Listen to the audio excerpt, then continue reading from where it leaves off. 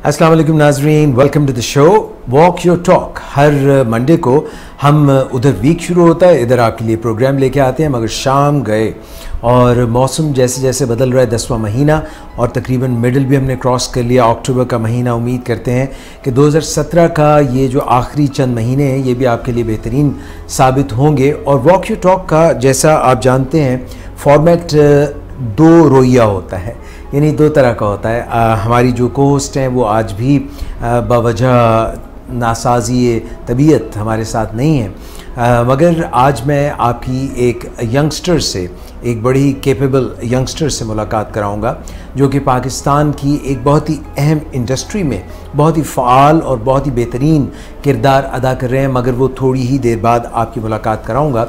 जैसे कि आप अच्छी तरह से वाकिफ़ हैं कि हमारे विलिंग वेज के फेसबुक पेज पे और डायबिटिक्स इंस्टीट्यूट पाकिस्तान का जो फेसबुक पेज है उस पे पूरा हफ्ता प्रोग्राम्स होते रहते हैं, मगर हम आपको रूशनास कराते हैं, एक रिकैप करते हैं अपने उन प्रोग्राम से जो कि विलिंग वेज फेसबुक पेज पे आप देखते हैं। साइकोलॉजी रिलेटेड ये प्रोग्राम्स होते हैं, ज़िंदगी में तब्दीली लाने के लिए, मुस्बत तब्दीली लाने के लिए, बेहतरी लाने के लिए ये प्रोग्राम हम आपके लिए पेश करते हैं। और इसके अलावा आपको फिर हम दावत देंगे प्रोग्राम में, आप हमें कॉल भी कर सकेंगे, अभी नहीं थोड़ी देर में आपको बताएंगे वो नंबर जिस पे आप हमें कॉल कर सकते हैं, प्रोग्राम में शिरकत कर सकते हैं। हाँ, अलबत्ता क्योंकि प्रोग्राम लाइव है फेसबुक पेज पे, आप अपने कमेंट्स बरमला भेज सकते हैं और पूरी शद्दोमत से भेज सकते हैं, उसके लिए हम आपको वेलकम कहते हैं और आपको इंडिया भी देते हैं कि आप प्लीज़ ऐसा कीजिए।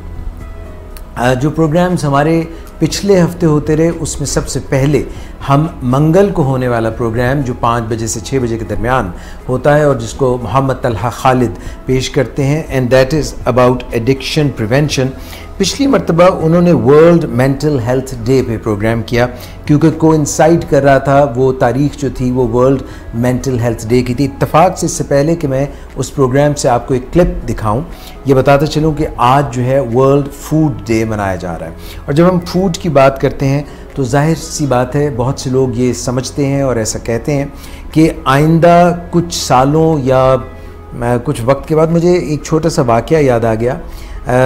कल मेरी बेटी मुझसे बात कर रही थी कि बाबा आज से 7 साल पहले या 8 साल पहले आपने मुझे एक क्लिप दिखाया जिसमें एक बुज़ुर्ग थे और बड़े मियाँ थे और वो कह रहे थे कि पूरी दुनिया में 2017 तक, यानी कि ये मैं 8 साल पहले की बात कर रहा हूँ, और वो कह रहे थे कि पूरी दुनिया में 2017 तक पानी मफकूद हो जाएगा, पानी बिल्कुल ख़त्म हो जाएगा और एनिमल्स मर जाएंगे और इंसानों को पानी नहीं मिलेगा। और वो ये भी कह रहे थे कि मैंने जब अपने बच्चों को बताया कि एक ज़माना था कि हम अपनी कार्स पानी से धोते थे तो वो हंसने लग गए और हैरान हो गए।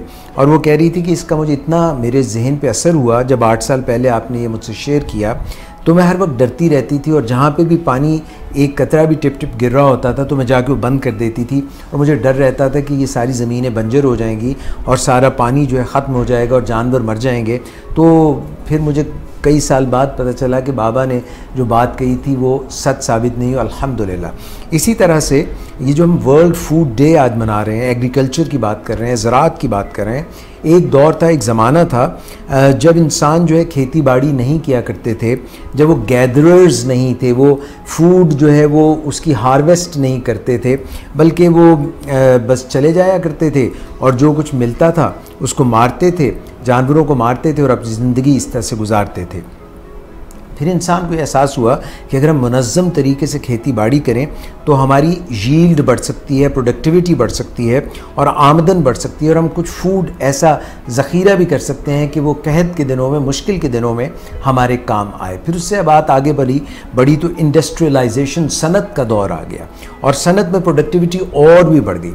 मगर प्रोडक्टिविटी को बढ़ते बढ़ते सनत के दौर से आज जिस दौर में हम खड़े हुए हैं वो दौर जो है इंफॉर्मेशन एज है, इंफॉर्मेशन का दौर है। और आज जिस मेहमान से आपकी मुलाकात मैं करवाने वाला हूँ वो भी इंफॉर्मेशन एज की बात करेंगे।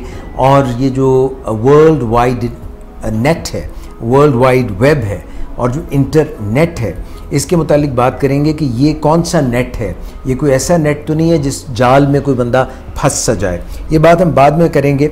मगर वर्ल्ड फूड डे के हवाले से मैं ये बात कहता चलूँ कि पानी हो, ये जिन चीज़ों को हम टेकन फॉर ग्रांटेड लेते हैं, आज से 50 साल पहले या 30 साल पहले शायद कोई ये बात सोच भी नहीं सकता था कि कोई पानी ख़रीद कर पिएगा, मगर आज हम पानी ख़रीद कर पीते हैं, ये मुमकिन हो गया है। आज कोई ये सोच भी नहीं सकता कि ऑक्सीजन सांस लेने के लिए कोई सिलेंडर ख़रीदेगा, ऑक्सीजन का सिलेंडर ख़रीदेगा, मासिवाय उन लोगों के जो बेचारे मरीज़ होते हैं और जिनको ऑक्सीजन के सिलेंडर्स की ज़रूरत होती है, मगर आम लोगों को ऑक्सीजन ख़रीद की ज़रूरत नहीं होती। तो हमें जो हमारा ये अल्लाह ताला ने इन्वायरमेंट दी है, इकोसिस्टम दिया है, ये जो सारा सिस्टम है, इसको हम जब टेकन फॉर ग्रांटेड लेते हैं, हमें लगता है कि हर चीज़ हमें तो मिलती चली जाएगी, बहुतात है, कोई मसला नहीं है, मगर we should conserve energy. Things change.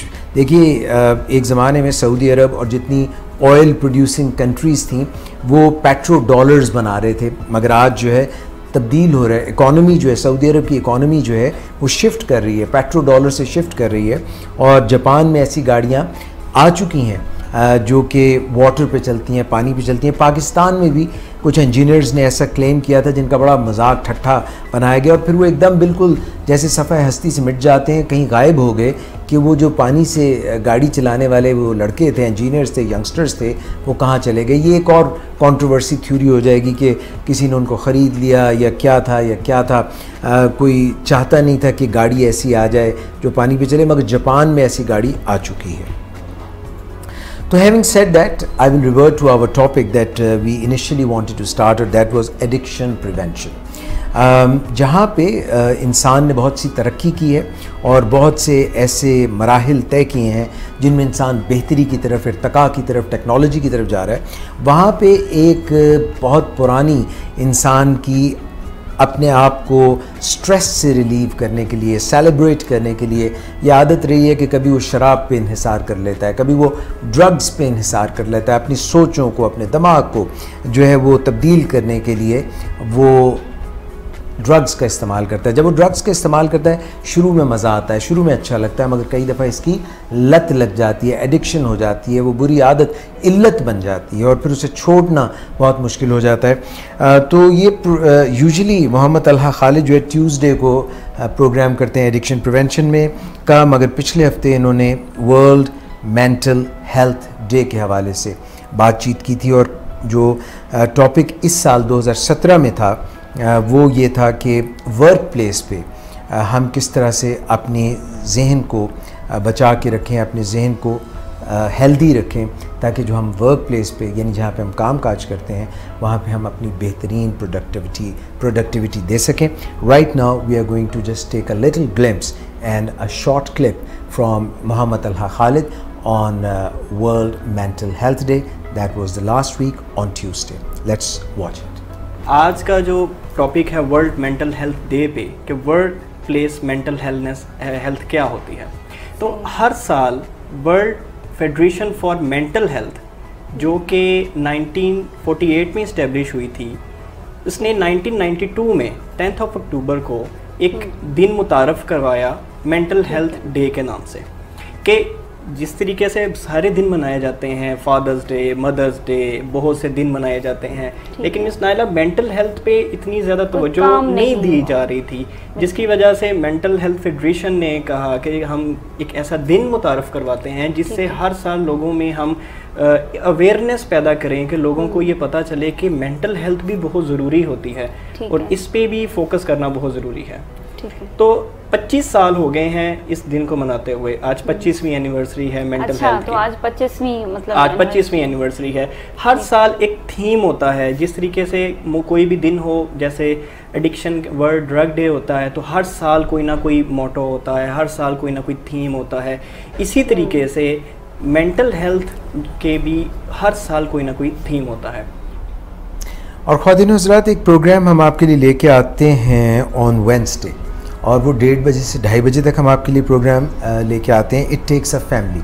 आप जानते हैं कि मुआशरे की इकाई जो है वो फ़र्द तो हो सकता है, मगर मुआशरे का जो सबसे छोटा एक यूनिट होता है, एक ऑर्गेनाइजेशनल यूनिट आप कह लें, वो फैमिली होती है। अगर फैमिली जो है यकजा हो, एक ज़माना था कि ह्यूज लार्ज फैमिलीज़ होती थी यानी कि न्यूक्लियर फैमिली में तो सिर्फ माँ बाप होते हैं, उनके बच्चे होते हैं, मगर पहले जो बड़ी फैमिलीज़ हुआ करती थी जिनमें सब ख़ानदान मिल के रहता था, उनमें दादा दादी भी होते थे, चचा ताया, इस तरह सब मिल के रहते थे। मगर वक्त तब्दील हो गया है, उसके कुछ अच्छे फ़ायदे भी हैं, कुछ नुकसानात भी हैं, मगर क्योंकि विलिंग वेज जो है वो एक रीहैब सेंटर है और हम नशे की बीमारी के मुतालिक बात करते हैं और ये चाहते हैं कि नशे की बीमारी से लोग बच जाएं, तो उसमें फैमिली का किरदार कितना बड़ा है, कितना मजबूत है, कितना अच्छा है, इस पे बात करती हैं madam Uzma Sadaqat as an expert, और इनका साथ देती हैं मिस इतरत ज़हरा। मैं ये बताना याद नहीं रहा, मुझे मेरे जहन से निकल गया कि पिछली दफ़ा का जो प्रोग्राम हुआ था, जो अभी आप जिसका क्लिप देख रहे थे, उसमें हमारी क्लिनिकल साइकोलॉजिस्ट मिस नाइला अज़ीज़ ने भी ज्वाइन किया था तलहा खालिद को।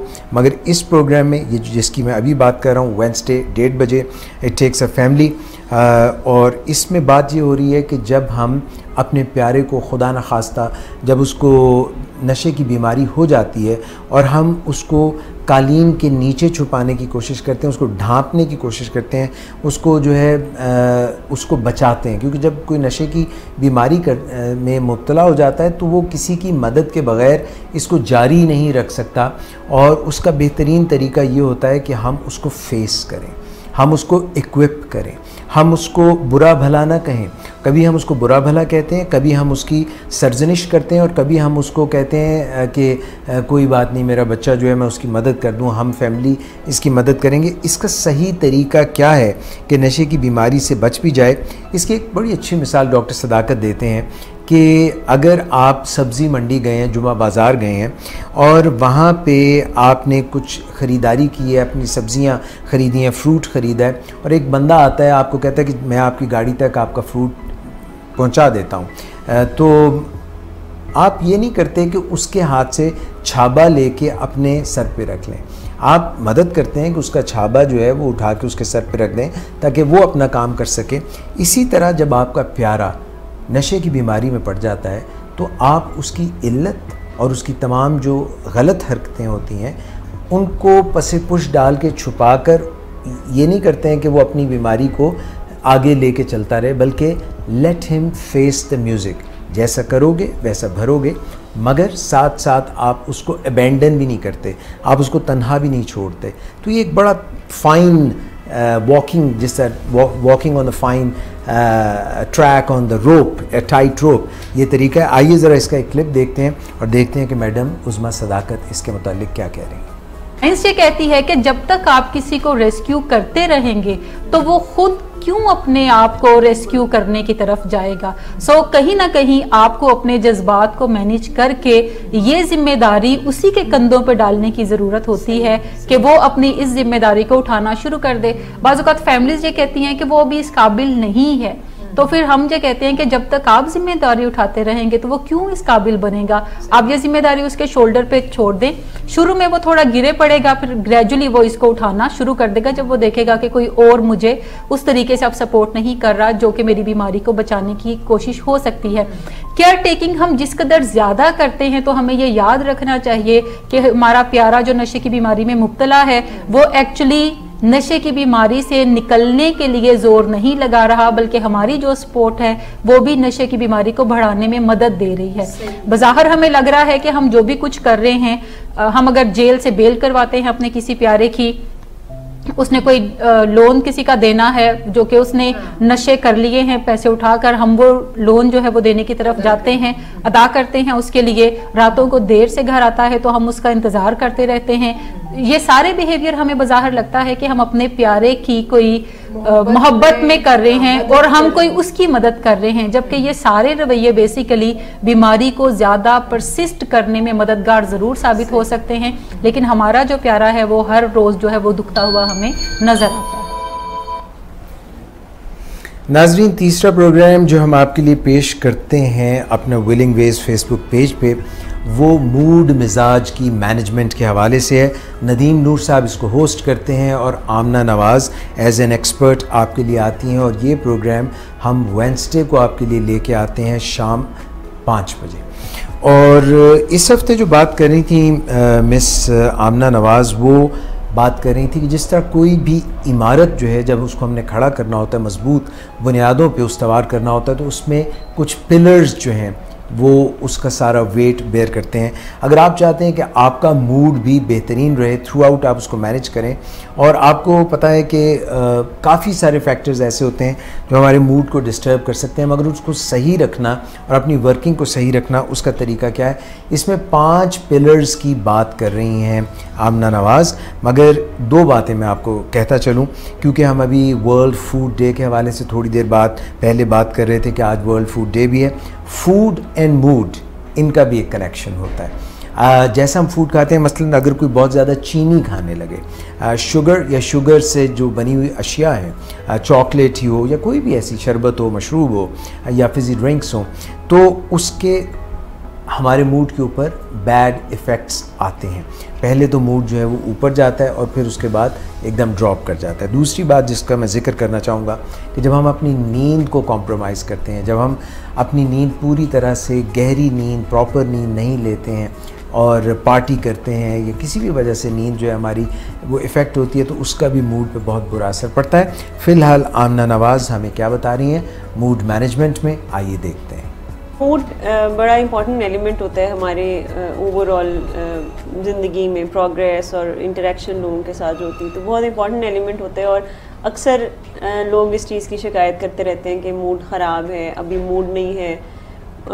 मूड डिपेंडेंट आम तौर पर ज़्यादातर लोग होते हैं, और हम अक्सर बात करते हैं मूड डिसऑर्डर्स की, मूड प्रॉब्लम्स की, लेकिन जिन लोगों के mood as such mood disorder नहीं है, लेकिन मूड इश्यूज़ बहरहाल उनके साथ भी रहते हैं। हम आज जिस चीज़ की बात करेंगे वो ये कि कुछ बेसिक्स ऐसे जो कि मूड को मैनेज करने के लिए ऐसे बेसिक स्टेप्स अगर लिए जाएं तो जनरली मूड स्टेबल रहता है, और वो कोई इतने मुश्किल नहीं है। हाँ, उसके लिए ज़रा रूटीन को स्केड्यूल करना पड़ेगा, रूटीन को, लाइफस्टाइल को टोटल जो है वो चेंज करने की ज़रूरत होगी। तो बेसिकली हम उन पिलर्स की बात करेंगे, और ये पिलर्स इनको मैं इसलिए कह रही हूँ क्योंकि एक तो पिलर्स बड़ा अहम रोल प्ले करते हैं फाउंडेशन के तौर पर, जिसके ऊपर एक पूरी बिल्डिंग जो है वो खड़ी होती है। दूसरा, वो पिलर्स इक्वल होते हैं, यानी ऐसा नहीं है कि किसी एक पिलर पे कम काम अगर हो तो वो बिल्डिंग अच्छे से बैलेंस वे में खड़ी हो सकती है। नहीं, सब तमाम पिलर्स को बराबर आप समझें कि स्ट्रेंथ की ज़रूरत होती है। तो ये जो हम तकरीबन 8 के करीब ऐसे मेजर पिलर्स हैं जो हम आज डिस्कस करेंगे, जिससे इन जनरल मूड को मैनेज हम कर सकते हैं। एक मिसाल है कि जैसा करोगे वैसा भरोगे। अब आप देखें कि अगर आपको समोसे पसंद हैं, तो अगर आप उनमें वेजिटेबल्स भरेंगे तो वो वेजिटेबल समोसा होगा, अगर आप उसमें चिकन भरेंगे तो वो चिकन समोसा होगा। यानी कि मैंने जैसे कहा कि जैसा करोगे वैसा भरोगे, तो ये यूँ भी हो सकता है कि जैसा भरोगे वैसा खाओगे। एक प्रोग्राम है जो आपके लिए लेके आते हैं, वेट मैटर्स। ये बिल्कुल सही बात है कि जो वज़न है उसका एक असर तो होता है। अगर आपको यकीन नहीं आता तो आप कभी ऐसा करें कि किसी पिद्दी पहलवान को किसी बड़े पहलवान से लड़ा के देख लें, आपको पता चल जाएगा कि वज़न का कितना इफ़ेक्ट होता है। और वैसे एक मिसाल बनी हुई है कि मोटा वेख के डरिए ना ते पतला वेख के लड़िए ना। मगर ये जो हमारा प्रोग्राम ख़ास तौर पर सिग्निफिकेंटली होता है, थर्सडे को 3 बजे ये प्रोग्राम होता है, और इसमें हारून क्रिस्टी साहब आपसे जो है दिल की बातें करते हैं, यानी कि अपने वज़न को कम करने के लिए जिस कर्ब से और जिस वो मुशक्क़त से गुज़र रहे हैं, वो आपसे दिल की बातें करते हैं, खुल के बात करते हैं। हारून क्रिस्टी साहब होते हैं और आमना जावेद उनके साथ होती हैं। वेट मैटर्स की बात होती है, वज़न जिसका कम है वो बढ़ाए कैसे, ये बात बहुत कम होती है, क्योंकि कम वज़न वाले जो हैं उनको अवाइल उम्री में ये मसला होता है कि वो वज़न बढ़ाएं कैसे, वरना ज़्यादातर लोग जो हैं वो ज़्यादा खाते हैं और उनका वज़न बढ़ जाता है, और फिर वो ये कहते हैं कि असी ते पानी भी पी लीए तो वज़न बढ़ जाता है, और साथ में ये भी कहते हैं कि हम जो है हवा भी खाएं तो वज़न बढ़ जाता है। मगर असल बात जो है तहकीक और साइंस ये बताती है कि खुदा न खास्ता अगर किसी को कोई हार्मोनल डिस्टर्बेंस ना हो, हार्मोन्स का प्रॉब्लम ना हो, तो ज़्यादातर जो कैलोरीज़ इनटेक होता है, यानी कि जो हम ज़्यादा खाते हैं, और अगर हम कैलोरीज बर्न नहीं करते, हमारी एक्टिविटी ज़्यादा नहीं है, सेडेंट्री लाइफस्टाइल है, बैठने का ज़्यादा काम है, तो फिर आहिस्ता आहिस्ता इंसान की कमरे में तहलील हो जाती है, तब्दील हो जाती है। ये क्या बातें कर रहे हैं, और ये बात ये कर रहे हैं इस प्रोग्राम में, इस क्लिप में, कि जैसे जैसे मौसम आते हैं, वो एक शेर मुझे याद आ गया कि सारे मौसम मन का मौसम, सारे मौसम मन के मौसम, मन का मौसम मोटापा। ये असल में शेर नहीं था, मन का मौसम सच्चाई होता है। मगर इसमें बात ये कह रहे हैं कि सीजन्स जब बदलते हैं तो किस तरह से बारिश हो रही है, रिमझिम पड़े फवार, समोसों का दिल कर रहा है, पकौड़ों का दिल कर रहा है, और सर्दियां आती हैं तो फिर वो हलवे मांडे और क्या कहते हैं उसको, ऐसी यानी वो मुख्तलिफ जो हैं दिल करता है खाने को, गजरेले खाने को दिल करता है, और वो भी खोए वाले। और जब गर्मियाँ आती हैं तो लस्सी पेड़े वाली, यानी कि हर मौसम में कोई ना कोई बहाना खाने वाले जो हैं पसंद करते जो हैं खाने का कारोबार, वो अपना कोई ना कोई ढूंढ लेते हैं। कभी वो लक्ष्मी पे जा रहे होते हैं और वहाँ पे मुर्ग कढ़ाई खा रहे होते हैं, और वो भी बेबांगा मुर्गा। अब आप सोचें कि बेबांगा मुर्गा क्यों खाते हैं वो। और कभी जो है वो बात कर रहे होते हैं कि निहारी होनी चाहिए, उधर भाईजान नली भी होनी चाहिए, मगज़ भी होना चाहिए, उधर तरी भी होनी चाहिए। ये सारी बातें जो हैं ये हमें एक्सप्लेन कर रहे हैं। Let's watch this. वेदर का जो है वो खाने पीने के साथ भी बहुत शदीद किस्म का रोल होता है, और हम अपने कल्चर में भी देखते हैं कि जैसे वेदर चेंज होता है तो हमारे ईटिंग पैटर्न्स भी चेंज हो जाते हैं। साइंस ने ये चीज़ प्रूव की है कि जब समर्स होता है, गर्मियों में खाने की टेंडेंसी जो है वो कम होती है, जबकि विंटर्स में जो है वो बढ़ जाती है। मौसम में अगर बारिश वगैरह हो रही है तो अगर हम अपने कल्चर की बात करें तो समोसे पकौड़े की सेल जो है वो बहुत ज़्यादा हो जाती है, क्योंकि मौसम जो है वो कूल डाउन। तो स्पेसिफिकली अगर समर्स में ये चीज़ हो रही होती तो उसके अंदर क्योंकि बारिश वगैरह से मौसम कूल डाउन होता है तो फ़ौरन से ये चीज़ आती है। रेस्टोरेंट्स की तरफ भी ज़्यादा जो रश होता है वो विंटर्स में होता है। फॉर एग्जांपल अगर हम पाकिस्तान की बात करें तो समर्स में आफ्टरनून्स में तो बिल्कुल भी रेस्टोरेंट्स वगैरह ज़्यादा वर्कआउट नहीं कर रहे होते, जबकि विंटर्स में जो है वो पाकिस्तान में रहते हुए, स्पेशली अगर हम पंजाब साइड की बात करें तो रेस्टोरेंट्स जो हैं वो काफ़ी वर्कआउट आफ्टरनून टाइम्स में भी जो है ओवर दी लंचेस वगैरह भी कर रहे होते। अच्छा जी, जुमातुल मुबारक। और शाम 5 बजे डॉक्टर सदाकत अली के साथ हम प्रोग्राम करते हैं जिसका नाम होता है यू आस्क्ड फॉर इट। मुख्तलिफ जो है पहलुओं पर हम बात करते हैं, साइकोलॉजी पे बात करते हैं, साइकियाट्रिक डिसऑर्डर्स पे बात करते हैं, एडिक्शन की बात करते हैं, किस तरह से हम अपनी ज़िंदगी को बेहतरीन बनाएं, रिलेशनशिप्स को बेहतरीन बनाएं, किस तरह से हम तमाम ज़हनी जिस्मानी बीमारियों के बावजूद अपनी ज़िंदगी को दुरुस्त कर सकते हैं और बेहतरीन तरीके से हम नुमाया कारहाय नुमाया सरंजाम दे सकते हैं।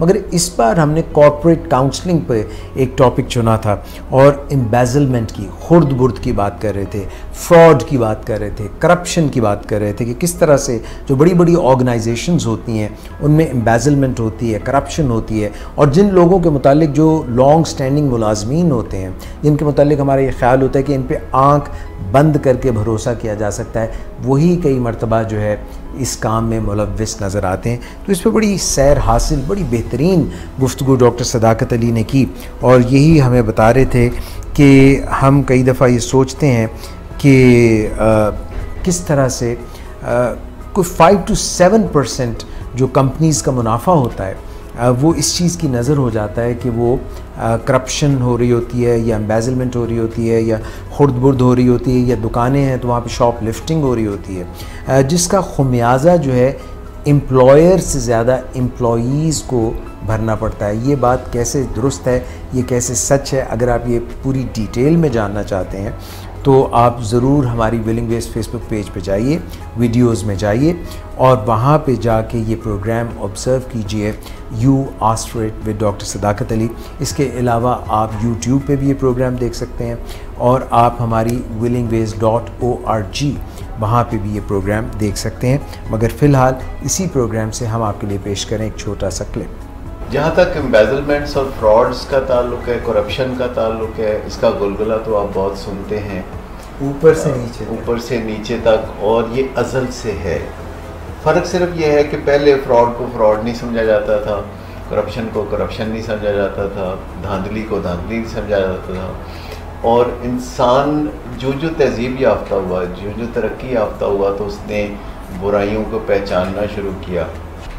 इत्तेफाक की बात है कि जब मैं वाइटल स्मार्ट्स की ट्रेनिंग के लिए गया था तो उस एक्सटेंडेड ट्रेनिंग में कुछ असाइनमेंट्स थी और एक असाइनमेंट के सिलसिले में मैं वाइट हाउस मुझे जाने का इत्तेफाक हुआ उनकी तरफ से, और वहाँ फ्रॉड रिस्क एवेल्यूएशन कैसे की जाती है और प्रिवेंशन कैसे की जाती है उसका मुझे मुतालिया करने का मौका मिला, और किस तरह वो सोच विचार करते हैं, किस तरह वो सर जोड़ के बैठते हैं कि लोगों के जहन में कैसे झांक के देखें उन लोगों के जहन में जो कि फ़्रॉड करते हैं या फ़्रॉड करने पर आमादा हो जाते हैं या माइल हो जाते हैं। ऑब्वियसली कोई भी शख्स अवाइल उम्री से कुछ इस तरह सोच के तो नहीं आगे बढ़ता कि उसने आगे चल के बतौर किसी चीटर के या फ्रॉड करने वाले के अपना करियर बनाना है। लोग करियर बनाने के लिए तो बहुत मुस्बत सोचों के साथ ज़िंदगी का आगाज़ करते हैं,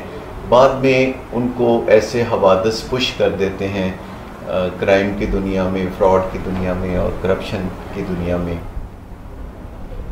विलिंग वेज फेसबुक पेज पे सैटरडे को यानी वीकेंड पे 5 बजे से ऑनवर्ड 6 बजे तक मैडम शुमाइला बतूल जो कि क्लिनिकल साइकोलॉजिस्ट भी हैं, असिस्टेंट डायरेक्टर विलिंग वेज जो है rehab centre and psychiatric treatment facility, इसकी जो है असिस्टेंट डायरेक्टर भी हैं, और इनके साथ क्लिनिकल साइकोलॉजिस्ट सिप्तान मुस्तफ़ा बाजवा इनका साथ देते हैं। और प्रोग्राम होता है टीन एज एग्जीक्यूटिव स्किल्स 5 से 6 बजे every Saturday. Very important programme for all the parents जिनके भी बच्चे जो हैं वो टीन एजर्स हैं या अभी वो टीन एज से तो आगे निकल गए, उनके बच्चे 20 साल के हैं, उससे ज़्यादा उम्र के हैं, मगर जहन जो है, सोच जो है वो अभी भी टीन एज में फंसी हुई है। या फिर दूसरी तरफ चले जाएं कि बच्चे अगर देखना चाहें, टीनेजर्स देखना चाहें ये प्रोग्राम कि वो कौन सी स्किल्स हैं, वो कौन सी सेट ऑफ स्किल्स हैं जिससे उनकी ज़िंदगी जो है वो इतनी फ़ाल, इतनी बेहतरीन हो सकती है कि वो चाइल्ड प्रोडिजी बन सकते हैं, वो छोटी उम्र में वो बड़ी बातें कर सकते हैं जैसे कि मार्क ज़करबर्ग ने किया, जैसे यानी कि आप भी वो अचीव कर सकते हैं। और जो मुश्किलात हैं और जो कम्युनिकेशन के प्रॉब्लम्स हैं और मेटाकॉग्निशन के प्रॉब्लम्स हैं, जितनी भी सेट ऑफ स्किल्स हैं वो आप सीख सकते हैं। और इस बार जो बात कर रहे हैं वो ये कर रहे हैं रोलिंग विद द पंचेस। एक बहुत ही बड़े बॉक्सर हुआ करते थे माइक टायसन, उनको जब वो रिंग में आते थे तो वो बहुत ही ज़बरदस्त मुक्काबाजी करते थे। एक दफ़ा उनसे पूछा गया कि which was the best punch that you ever threw, उन्होंने कहा the best punch that I ever threw was the one when I hit my opponent that my opponent bounced off every wall in the room. So they asked Mike Tyson कि वो आपने पंच, वो मुक्का किसको मारा था जिसमें आपका ओपोनेंट जो था, आपका जो मद्दे मुकाबिल था, हरीफ था, वो कमरे की चारों दीवारों से टकराया था। उन्होंने कहा मैंने अपनी वाइफ को पंच मारा था। तो आप अंदाज़ा कर सकते हैं कि कितनी एक जो है कई मरतबा ज़हनी बीमारी पीछे चल रही होती है। तो ज़िंदगी में जब भी आप कोई काम करना चाहते हैं तो स्ट्रेस लेवल्स जो हैं और आपके जो ज़िंदगी में जो भी लोग चल रहे होते हैं या इवेंट्स होते हैं, कई दफ़ा वो एक मिसरा भी है कि कोई ताकत हरीफ है वरना, जिसका दूसरा मिसरा मैं भूल गया हूँ, मगर वो ये था कि कोई ताकत हरीफ है वरना जो कुछ मैंने सोचा था वो सब कुछ जो है पाया तकमील तक पहुँच जाता। मगर कई दफ़ा कुछ इंसान, कई दफ़ा हवादिस, कई दफ़ा जो मामलात चल रहे होते हैं वो हमारे ऊपर स्ट्रेस पैदा कर रहे होते हैं। So it is like rolling with the punches. आप कोई काम करना चाह रहे हैं मगर आपका ओपोनेंट जो है, आपकी जो गिरदोपेश का माहौल है, जो अफराद हैं, वो जैसे कोई आपको पीटने के चक्कर में हो, आपको मुक्के मारने के चक्कर में हो, मगर उनसे बचते हुए एक बॉक्सर जो होता है वो अपने आप को डक करता है। अगर आपको मशहूर फ़ाइट याद हो मोहम्मद अली की, जिसमें वो ज़ायरे गए और वर्ल्ड चैम्पियनशिप लड़ रहे थे और जिसमें जॉर्ज फोरमैन उनके ओपोनेंट थे और जॉर्ज फोरमैन जो मुक्का मारते थे बंदे को उठा कर देते थे, उल्टा देते थे। तो मोहम्मद अली ने एक टेक्निक बनाई जिसको रोप अ डोप कहते हैं, यानी कि वो जो रोप्स थी उनके ऊपर पीछे वो होते गए और ओपोनेंट जो है मार मार के थक गया, हत्ता कि जब वो इतना थक गया कि उन्होंने एक मुक्का मारा तो लड़खड़ा के ज़मीन पे ढेर हो गया, जो है ज़मीन बोस हो गया। तो ये इस प्रोग्राम में टीनेज एग्जीक्यूटिव स्किल्स में शुमाइला बतूल हमें बता रही हैं कि ज़िंदगी के हवादे स्ट्रेसेस आते रहते हैं, मगर आप में अगर दम है, आप उन मुक्कों को, आप उस पिटाई को सह सकते हैं, तो you will be the final winner. Let's see this little clip. Stress tolerance क्या होती है, मैं इस पे डिस्कस करने से पहले मैं चाहता हूँ आप ये बताएं, ये आज का जो हमारा टाइटल है रोलिंग विद द पंचेस, ये क्या है, इसका क्या मतलब है? इसका मतलब स्ट्रेस टॉलरेंस ही है, इन अदर वर्ड्स, कि जैसे एक बॉक्सर अपने आप को सेव कर रहा होता है, मतलब उसको पता होता है कि मैं मार खाने जा रहा हूँ और मुझे कैसे अपने आप को सेव करना है और अपने ओपोनेंट का इम्पैक्ट जो है, उसके जो अटैक्स हैं उससे कैसे सेफ भी रखना है और मुझे प्ले भी करना है। सो रोलिंग विद द पंचेस इसीलिए टाइटल लिया गया था कि स्ट्रेस टॉलरेंस, यानी एक बात मैं ये कहना चाहूँगी कि हम स्ट्रेस मैनेजमेंट पर बात नहीं कर रहे, एग्जीक्यूटिव स्किल्स स्ट्रेस टॉलरेंस पे बात कर रहे हैं कि स्ट्रेस टॉलरेंस को कैसे इंक्रीज़ किया जा सकता है। यानी हम अपनी लाइफ में ऐसा कोई इन्वायरमेंट क्रिएट नहीं कर सकते सप्तान साहब कि हमारी ज़िंदगी में स्ट्रेस आए ही ना। बिल्कुल, ये रोलिंग विद द पंचेस वाली बात कि एक बॉक्सर अगर जा रहा है तो वो ये सोच के जाता है, उसको पता होता है कि मार मुझे अगला बंदा जो है वो हिट करेगा। सो लाइफ में कोई ऐसा डिज़ायर्ड इन्वायरमेंट क्रिएट नहीं किया जा सकता। अभी तक कोई थेरेपी ऐसी नहीं आई है कि जिसमें आप स्ट्रेस फ्री इन्वायरमेंट क्रिएट करें। The only certain thing in life is uncertainty. नाज़रीन, एक बार फिर से आपको खुशामदीद कहते हैं प्रोग्राम में, और ये थे हमारे गुज़श्ता हफ्ते के प्रोग्राम। आज जिन साहब से आपकी मुलाकात हम करा रहे हैं, is a young man, is a dynamic man, and माशाल्लाह he is contributing into Pakistan's youth as well as. आपसे मैं अभी बात कर रहा था कि एक दौर था, ज़राअत का दौर था, फिर उसके बाद जो है सनत का दौर आया, फिर उसके बाद जो है इंफॉर्मेशन एज आई। ये जो एज जिसमें हम सांस ले रहे हैं, ये इंफॉर्मेशन एज है, ये इंटरनेट की दुनिया है, ये साइबर वर्ल्ड है, ये वर्ल्ड वाइड वेब की दुनिया है। इकराम उल्लाह खान हमारे साथ मौजूद हैं, जो कि CEO हैं और को फाउंडर हैं, और ये इन्फोग्रो एक इदारा है, IT oriented corporate sector solutions जो है हमें देता है और इंटरनेशनली बेस्ड है। इसके अलावा इकराम उल्लाह खान साहब जो हैं हुकूमत पंजाब के साथ भी IT डिपार्टमेंट के साथ मौजूद हैं। आज हमारे स्टूडियोज़ में तशरीफ़ रखते हैं इकराम उल्लाह खान साहब। अस्सलाम वालेकुम। वालेकुम सलाम सर, कैसे हैं आप? अल्हम्दुलिल्लाह खैरियत से हैं? माशाल्लाह, you are young, you have got a good pleasant personality and you working in a field which is very important for the future of Pakistan. हम आपको खुशामदीद भी कहते हैं, और मैं आपको थोड़ा सा और तारुफ कराता चलूँ। इकराम उल्लाह जो हैं वो मुख्तलिफ इंजीनियरिंग यूनिवर्सिटीज़ में फैकल्टी मेंबर भी रहे हैं, पढ़ाते भी रहे हैं, UMT में रहे हैं, UCP में रहे हैं, सुपीरियर यूनिवर्सिटी में रहे हैं, और UMT में ये डायरेक्टर सॉफ्टवेयर इंजीनियरिंग डिपार्टमेंट में भी जो है अपने फ़राइज़ सर अंजाम देते हैं। गुज़श्ता 6-7 साल से ये मुख्तलिफ़ इंस्टीट्यूट्स और गवर्नमेंट ऑफ पाकिस्तान से वाबस्ता हैं, और जो दिल से करीब तर इनके बात है वो ये है कि पाकिस्तान में ये आगाही चाहते हैं लोगों को कि जब हम इंटरनेट इस्तेमाल करते हैं, हम मुख्तलिफ़ जो हैं वो सोशल मीडिया की साइट्स इस्तेमाल करते हैं, तो उसके पस पर्दा हमें तमाम मालूमात होनी चाहिए। और अभी इकराम उल्लाह से जब बात हो रही थी तो बात ये कर रहे थे कि आप ज़रा सोचिए, और इससे जो है थोड़ा सा पर्दा भी हटाएंगे इकराम, कि व्हाट्सएप, इस पे हम कम्युनिकेट करते हैं अपनी तस्वीर, अपने डॉक्यूमेंट्स, अपनी प्राइवेट चैट्स, फिर ग्रुप्स भी होते हैं इसमें। यूट्यूब जो है उस पर हम बहुत सारा मटेरियल जो है वीडियोस की शक्ल में भेजते हैं। फेसबुक तो हमारी ज़िंदगी में लाजिम व मलजूम है, यानी कि समझ लीजिए कि चोली दामन का साथ है, और कई घंटे हम फेसबुक पे गुजारते हैं। इकराम, मुझे ये बताइए कि ये जो हमारी दुनिया में एक नई चीज़ आ गई है जिसको हम डिजिटल वर्ल्ड कहेंगे, जिसको हम जो है वर्चुअल वर्ल्ड कहेंगे, इसका क्या रोल है, इसके कुछ फ़ायदे हैं, इसके कुछ नुकसान भी हैं?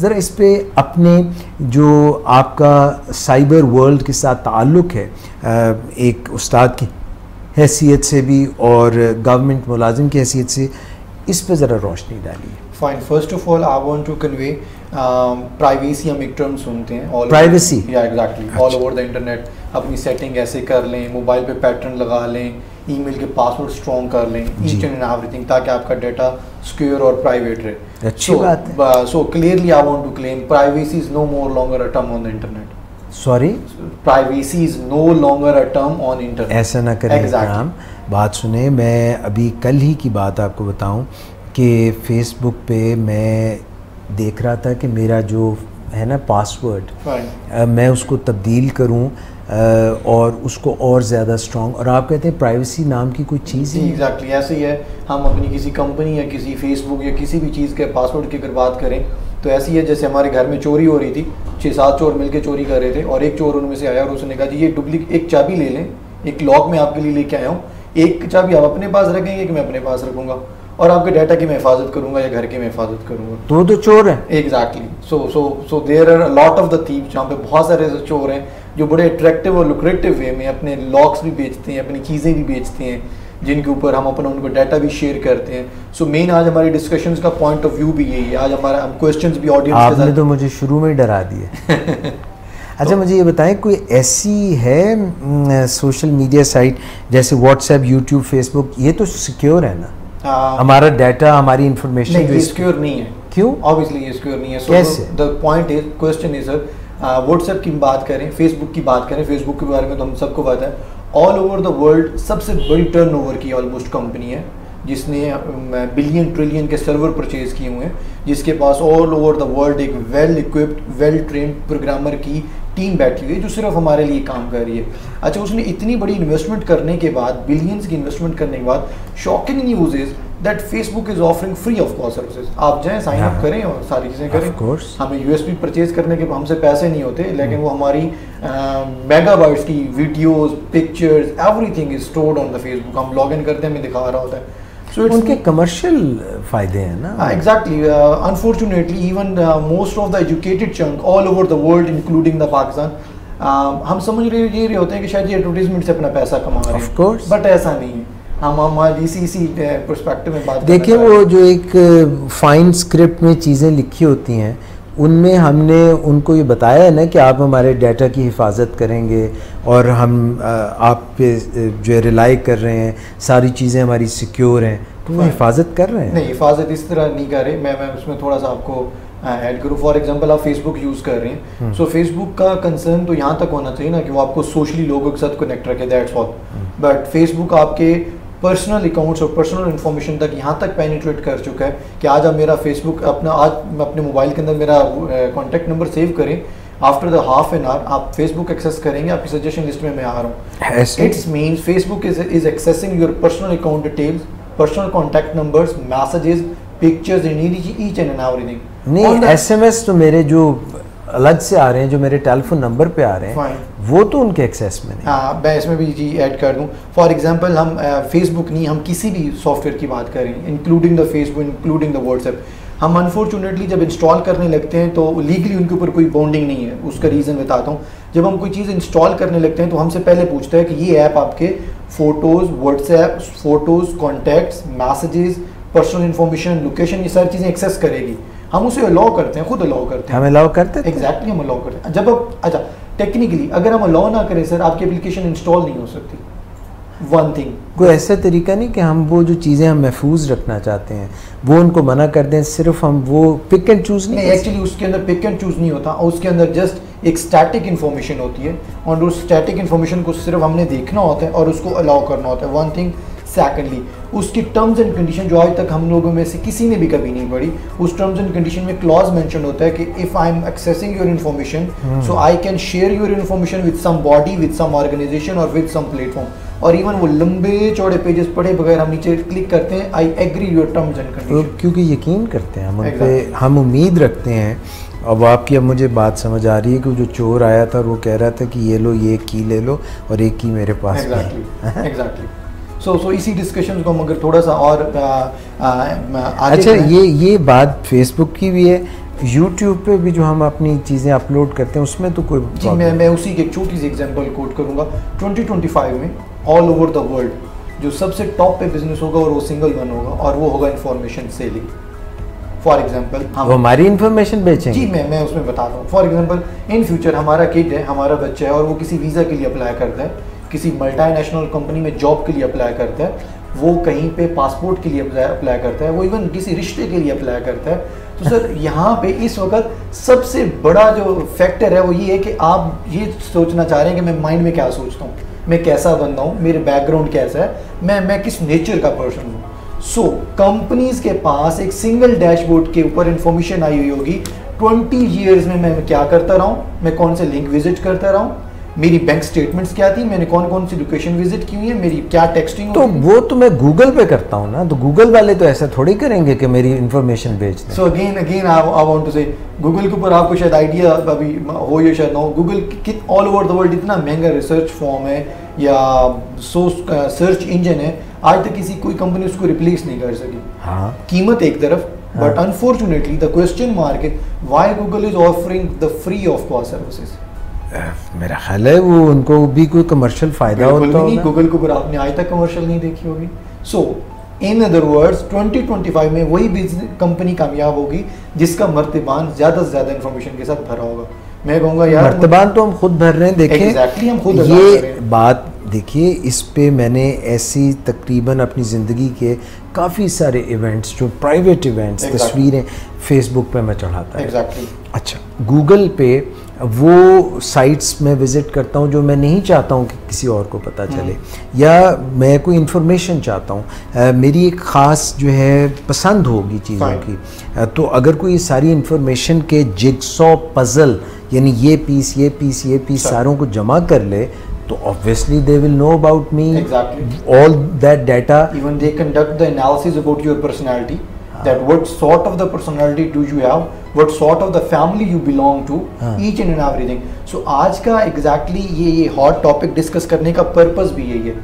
अगर हम ऐसे नहीं हैं या हमारे kids बहुत अच्छे हैं, और being the parents, being the young one, being the elder one, अगर हम कोई ऐसे लिंक विजिट कर रहे हैं, एक्सेस कर रहे हैं, सॉरी अगर हम कोई पोर्न वीडियोस देखते हैं, हम किसी के साथ कोई इस तरह के मैसेजेस शेयर करते हैं, कुछ भी करते हैं, आफ्टर द 10 ईयर्स जब हमारा बच्चा किसी इंटरनेशनल यूनिवर्सिटी के लिए अप्लाई करेगा, तो यूनिवर्सिटीज़ के लिए ये मैटर नहीं करेगा कि 3.9 CGPA है या नहीं, वो सिंपली कॉन्टेक्ट करेगा विद गूगल, फिर फेसबुक, विद यूट्यूब।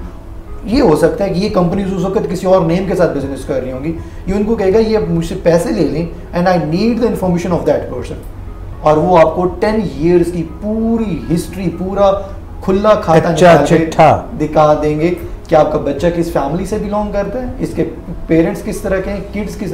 मैं उसकी सर एक एग्जांपल कोट करना चाहूँगा। रिसेंटली हमारे पास एक मैसेज आ रहा होता है, रोहिंग्या के मुसलमानों की मदद करें, ज़्यादा से ज़्यादा मैसेज व्हाट्सएप पे शेयर करें। So being the educated community, मैं व्हाट्सएप पे वो मैसेज शेयर करूं या ना करूं, नाउज़ुबिल्लाह रोहिंग्या के मुसलमानों पे जुल्म नहीं रुकने वाला। एक बंदा डिसाइड कर रहा है यूएसए में कुरान पाक जलाने का, ज़्यादा से ज़्यादा ये मैसेज शेयर करें। आपके या मेरे मैसेज शेयर करने से जिसने डिसाइड कर लिया, जिस कम्युनिटी ने डिसाइड कर लिया अस्तगफिरुल्लाह कुरान पाक जलाना, वो नहीं रुकेंगे। सो मेरी लास्ट टाइम एक ऑडियंस में, मैं एक कुछ डिफरेंट इंस्टीट्यूट के अंदर ये सेशन कर रहा था, so some of the audience raise the question, then ये मैसेज कौन सर्कुलेट कर रहा होता है? सो आई सेड ये डिफरेंट एजेंसीज आपका माइंड पैटर्न पढ़ने के लिए जानबूझ के मैसेज सर्कुलेट किया गया। Agencies like secret agencies. Exactly. वो उसका बैकग्राउंड क्या है? उसका बैकग्राउंड ये है, आफ्टर द 10 to 5 years जब आप वीज़ा, पासपोर्ट, मैट्रिमोनियल किसी भी चीज़ के लिए जब अप्लाई करेंगे, तो व्हाट्सएप आपको बताएगा ये बंदा कितना कट्टर मुसलमान है, इसने रोहिंग्या के मुसलमानों के कोई डायरेक्टली इंटरेक्टली नहीं, ये सिर्फ मुसलमानों को ही स्टडी कर रहे हैं। Generally saying the reason is वो बाबरी मस्जिद शहीद हो रही है, रोहिंग्या के मुसलमान।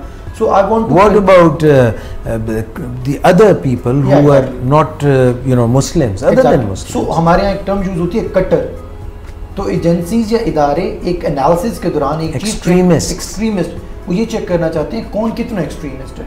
कहीं ऐसा तो नहीं हम इसको वीज़ा दे बैठे और खुदा ना खासा कल इसको किसी कम्युनिटी के बारे में कोई थोड़ा सा मिसहैप का पता चले, ये तो उनके साथ एक्टिवली पार्टिसिपेट करेगा जिस तरह भी ये मैसेजेस पे कर रहे हैं। सो बगैर मेरा एक सवाल है सर, ये देखिए, ये कई दफ़ा हम कहते हैं कंट्रोवर्सी है, ये थ्योरीज़ हैं, ये अमेरिका में सर आए दिन कोई ना कोई ऐसा वाक़या हो जाता है जिसमें एक अंग्रेज़ चमड़ी वाला वाइट पर्सन वो लास वेगस में ऊपर से निशाना लेता है, ठक ठक ठक ठक बंदे उड़ाता है, फिर वो पता करते हैं उसके सर पे ना टोपी होती है, ना उसकी दाढ़ी होती है, ना वो मैक्सिकन होता है, ना वो किसी और इकाई से ताल्लुक़ रखता है, वो तो वाइट होता है। Exactly. तो अब वो भी लोग तो जुर्म की दुनिया में कदम रख लेते हैं। Exactly. तो उनकी क्यों नहीं स्टडी करते? जी, in technology religion is not connected to your crime.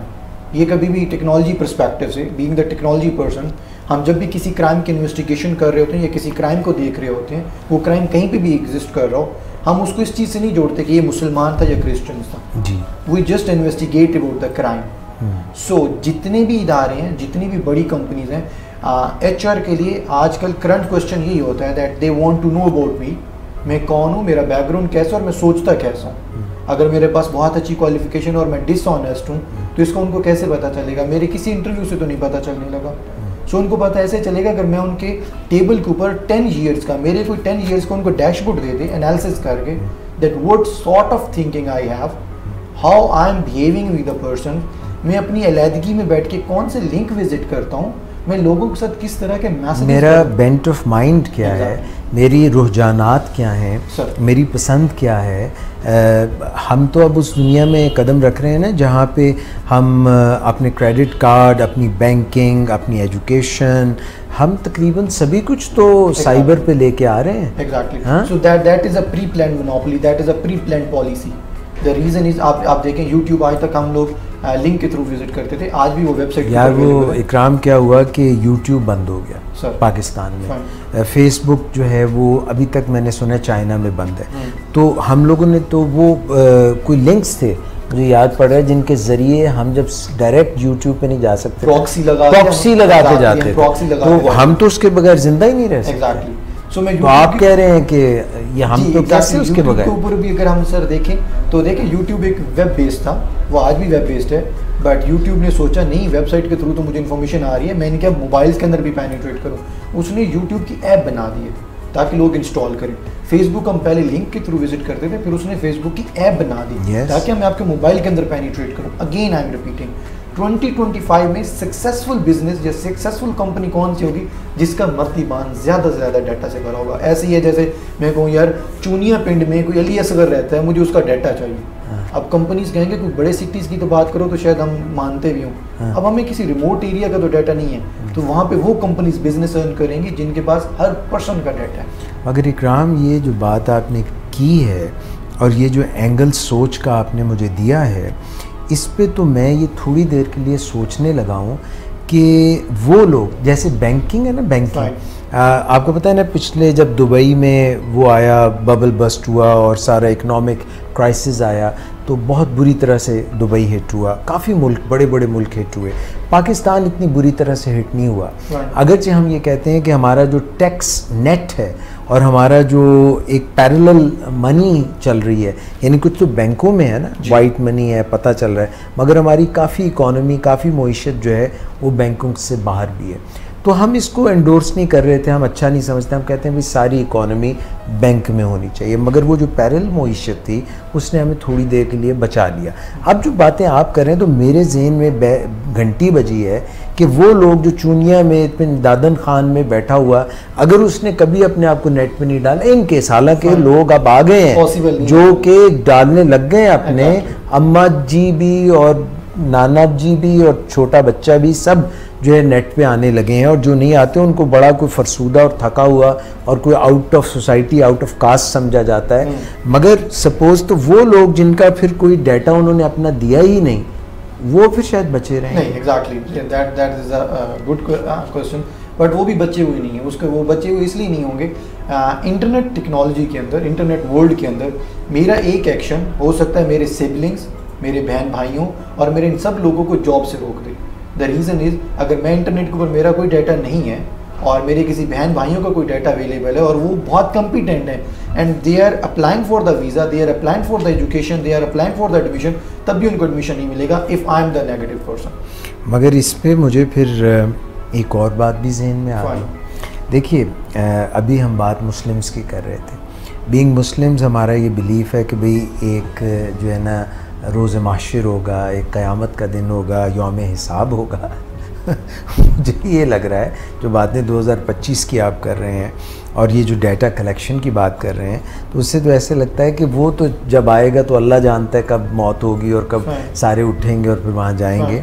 मगर ये तो मुझे अभी से ठिठक जाना चाहिए, इंसान बनना चाहिए कि मैं जो कुछ भी इंटरनेट की दुनिया पे जाके कर रहा हूँ ये सारा रिकॉर्ड हो रहा है, करामुल कातिबीन लिख रहे हैं और ये जो है सब कुछ रिकॉर्ड हो रहा है, और ना सिर्फ मेरे ऊपर बल्कि मेरे माँ बाप और मेरे बहन भाई और मेरे दोस्त और जिनका मैं रेफरेंस दूंगा और जिनको मैं इंडोर्स करूंगा, ये सब मेरा it will count. Exactly. Am I right? Exactly, you are right. And one thing that unfortunately maybe we are the diplomatic nation. मैं उसका आंसर बताऊंगा, रीज़न बताऊंगा सर। आपने भी खुद कहा कि चाइना के अंदर फेसबुक बंद है। हाँ। चाइना के लीडर समझते हैं कि फेसबुक और ये वाले जो, अच्छा सिर्फ फेसबुक वहाँ पे बंद नहीं है, वहाँ पे बहुत सारे प्लेटफॉर्म ब्लॉक हैं। चाइना की कौम, चाइना के लीडर समझते हैं कि ये चीज़, ये लोग क्यों डाटा कलेक्ट कर रहे हैं ताकि कल को मेरी नेशन को तबाह कर सकें, मेरी नेशन के बारे में चीज़ें डिसाइड कर सकें, इसलिए उन्होंने ब्लॉक किया हुआ है। उनके लीडर्स उसके बारे में अच्छे से जानते हैं। बट शायद हम डिप्लोमेटिक हैं, शायद ये मेरी बात आम बंदे को फहम में ना आए। मैं उसका एक एग्जांपल दूंगा। किसी भी पर्सोनल, किसी भी official personnel, for example police and law enforcement agencies के किसी भी हेड को व्हाट्सएप, फेसबुक अकाउंट बनाना अलाउ नहीं है, ऑफिशियली अलाउ नहीं है। तो आर्मी के तो कुछ मेरे दोस्त हैं, उन्होंने बनाया हुआ। मैं सर वही को बहुत सारे ऐसे लोग जो थोड़ा बहुत बना लेते हैं यूनिफॉर्म या अपने इंट्रोडक्शन के बगैर, वो नहीं बताते, अदरवाइज वो बताते नहीं, अलाउ नहीं। इट्स मीन्स उनको पता है ना कि there is some suspicious activity और हमें अलाउ नहीं करना चाहिए अकाउंट बनाना, वन थिंग। सेकेंडली, हम लोग इतने डिप्लोमेटिक हैं, हमारी जितनी बैंकिंग है वो लोकल लैंड के ऊपर काम करने की बजाय डेडिकेटेड IP एड्रेसेस के ऊपर काम करती है। फॉर एग्जाम्पल, बैंक के किसी सिस्टम के ऊपर फेसबुक नहीं एग्जीक्यूट होएगी, बैंक का कोई सिस्टम या बैंकिंग के अंदर यूज़ होने वाला कोई कंप्यूटर के ऊपर जो लॉगिन पासवर्ड आप लगाते हैं, आप वही लॉगिन पासवर्ड क्रेडेंशियल अपने घर बैठ के लगाएंगे, वो अप्लाई नहीं होएगा। The reason is the banking is following dedicated computer network. So ये एक तो बात बड़ी क्लियर कट है ना कि why these, the question is why these companies are offering free of cost services, even they have invested billion in the trillion dollars on the platforms, और हमें बिल्कुल मुफ्त में इन्फॉर्मेशन दे रहे हैं। और इन्फॉर्मेशन इसलिए दे रहे हैं, they want to collect our information, they want to see what we are thinking. For example, अभी आप यूट्यूब जाके एक्सेस करते हैं, यूट्यूब को कैसे पता चलता है कि आप किस वीडियोस में इंटरेस्टेड हैं? आपके सजेशन मुझे फिर वैसे ही दिखा, आपको सजेशन में वैसे ही दिखा रहा हूँ। फेसबुक, आप मेरा कॉन्टैक्ट नंबर भी नोट ना करें, हमने मोस्टली कभी इसका एक्सपीरियंस नहीं किया। हम दोनों की सेम लोकेशन है, फाइन, अब मैं आपका नंबर भी नोट ना करूं, आफ्टर द 1 आवर मैं फेसबुक एक्सेस करूंगा, आपकी सजेशन लिस्ट में मैं आ रहा हूं। तो आपने नंबर भी नहीं अपना? एग्जैक्टली, मैंने नंबर भी अगर सेव नहीं किया। So what it means, it means देख रहे हैं they are accessing our location, they are accessing आपके मोबाइल के। जी एग्जैक्टली। और अगर आप एक जगह बार बार आते जाते रहें तो उनको वो पता चल जाता है, पूरा एनालिसिस किया जाता है। यानी मैं आपको एक बात बता दूं, मैंने कभी नहीं जिक्र किया कि मुझे मैप चाहिए जिस लोकेशन पे मैं हूँ और मेरे घर, तो वो मैं गूगल मैप करूँ ना तो वो बता देता है कि आपका इतनी डिस्टेंस है और इतना आपके घर से ये डिस्टेंस है और ये इस वक्त रास्ता आप अपनाएं। एग्जैक्टली। हम एक सिंपल फोटो एडिटर इंस्टॉल मैंने कहा कि यार ये बड़े अच्छे लोग हैं, हर तरह से मेरा ख्याल करते हैं। तो वो जो अच्छाई है उनकी, वो मैं आप लोगों के साथ इसलिए पहले शेयर कर चुका हूँ। And interesting thing is sir, हमारे पास यूट्यूब, फेसबुक, गूगल प्ले, ये कुछ बहुत सारी कंपनीज के हम नाम जानते हैं जो कि फ्री ऑफ कॉस्ट सर्विसेज हमें प्रोवाइड करती हैं। So we have to make sure why these are offering the free of cost services, why exactly वही मैंने आपको बताया, मर्तबान वाली बात। जी exactly. They want to fill their jar with our information because in future they want to sell out, they want to sell out the information, sell us out. जी exactly, हैं जी एग्जैक्टली। और हमने उनको वो जो फाइन टेक्स्ट है उसमें जी हमारे ऊपर टैग लगा होगा that I am for sale, और it's not just the word ही। कनाडा के एक स्टेट के अंदर, बहुत छोटी सी स्टेट के अंदर मैट्रिमोनियल डाटा सेल पे मिलता है। फॉर एग्जांपल, अगर मेरा कहीं रिश्ता हो रहा है तो फैमिली मेंबर उस स्टेट के अंदर, डिफरेंट एजेंसीज हैं, जिस तरह हमारे पास प्रॉपर्टी डीलर, किराना स्टोर, XYZ लोग बैठे होते हैं, वो उनको पे करते हैं with my social security number, और वो agency within the 1 week उनको पूरी डिटेल दे देती है, मैं कहाँ डेटिंग करता रहा हूँ, मैं कहाँ शॉपिंग करता रहा हूँ, मेरी कहाँ अकाउंट डिटेल्स गई हैं, मेरी कितने फ्रेंड्स हैं, मैं कॉलेज में कैसा था, यूनिवर्सिटी में कैसा था। तो हम अपनी हिस्ट्री मिटा देते हैं ना, वो हम जाके इधर से अपनी हिस्ट्री डिलीट कर। सॉरी टू से, बट आज तक आपने कितनी दफ़ा अपनी हिस्ट्री मिटाई है सर? कभी कभार जब। फाइन, सो आप हिस्ट्री मिटाएं या ना मिटाएं, एक सिंगल क्लिक के ऊपर आपका बिहेवियर वहाँ डैशबोर्ड में नोट होगी। अब आप उसको डिलीट भी कर अगर यानी मैं यहाँ पे कोई चीज़ जो है वो पता करता हूँ, खाने पीने की कोई चीज़ है, चॉकलेट है, वो पता करता हूँ, या मैं कोई और इस तरह की मेरी जो भी पसंद की चीज़ें, शर्ट है, ब्रांड है, शूज़ हैं, whatever things that are like, घर का कोई फिक्सचर्स हैं, तो वो डाटा भी नोट कर। जी एग्जैक्टली, वो डाटा इस तरह नोट किया जाएगा। ये तो अभी मैंने एक नेगेटिव पर्सपेक्टिव दिखाया कि हमारी इन्फॉर्मेशन सेल हो रही होगी। इसके अलावा इसका सबसे बड़ा पर्सपेक्टिव है, एडवर्टाइजिंग एजेंसी के लिए सबसे बड़ा क्वेश्चन मार्क ये है कि मैं एडवर्टाइजमेंट पे इतना पैसा खर्च कर रहा हूँ, उसमें से 50% मेरे प्रॉस्पेक्ट्स होते हैं और 50% नहीं होती।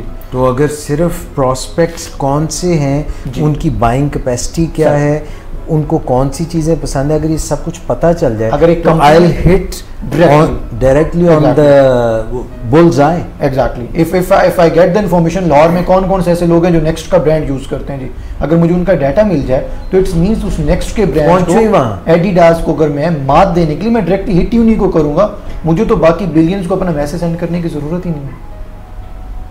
मैंने अगर किसी को एडमिशन कैंपेन करनी है जी, एडमिशन कैंपेन करनी है, तो मैं डायरेक्टली उसी के पास SMS भेजूंगा, उसी को एक कमर्शियल भेजूंगा जो मुझे पता है अब इस वक्त इसमें इंटरेस्टेड है, इसकी एजुकेशन कहाँ तक कंप्लीट हो गई है, किस इदारे से मुंसलिक है, ईच एंड एवरीथिंग। तो हमें एक सिर्फ वो नेगेटिव पर्सपेक्टिव नहीं है।